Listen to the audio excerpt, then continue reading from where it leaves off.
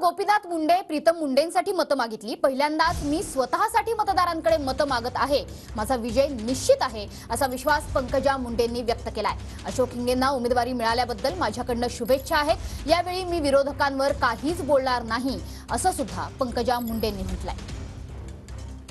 त्यामुळे आता बीडमध्ये पंकजा मुंडे अशोक हिंगे यांच्यामध्ये देखील सामना रंगणार आहे।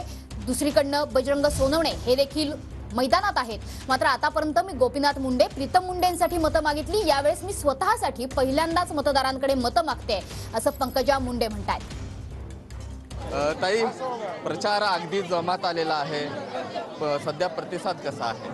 प्रतिसाद तुम्ही बघताय खूप चांगला आहे। एकदम सामान्य माणूस ज्याला राजकारणातला कुठलाही हेतू नाही, ज्याला कुठलाही स्वार्थ नाही, हा माणूस अत्यंत निस्वार्थपणे भावना व्यक्त करतोय आणि त्यांच्या डोळ्यासमोर मी केलेला विकास आहे आणि ते माझ्यावर विश्वास टाकणार आहे असं त्यांनी मला सगळ्यांनी वचन दिले, अशी शाश्वती व्यक्त केली।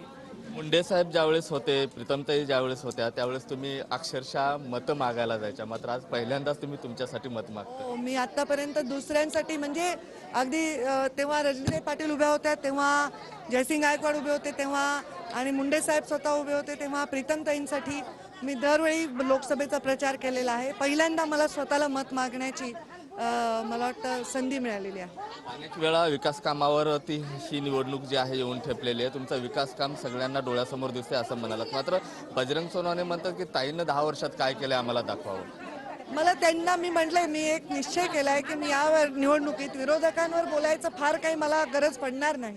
मी काय केलंय हे त्यांना जनताच दाखवून देईल। आज वंचित बहुजन आघाडीची जी उमेदवाराची घोषणा झालेली आहे, बीडमधून अशोक हिंगे यांना देण्यात आलेला आहे। झाली का घोषणा?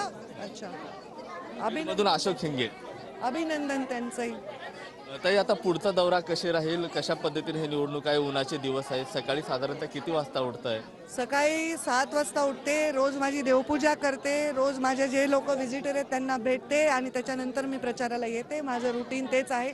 रात्रीचं सांगू शकत नाही, 4 वाजतील, 5 वाजतील, 6ही वाजतात कधी कधी पहाटे। कॉर्नर बैठकावर सध्या तुमचं भर दिसतंय, जास्त जोर आहे। माझं वक्तृत्व, माझ्या सभा, माझी गर्दी लोकांनी पाहिली आहे। लोकांना मला जवळून पाहिजे एवढीच त्यांची अपेक्षा आहे, ते मी पूर्ण करते।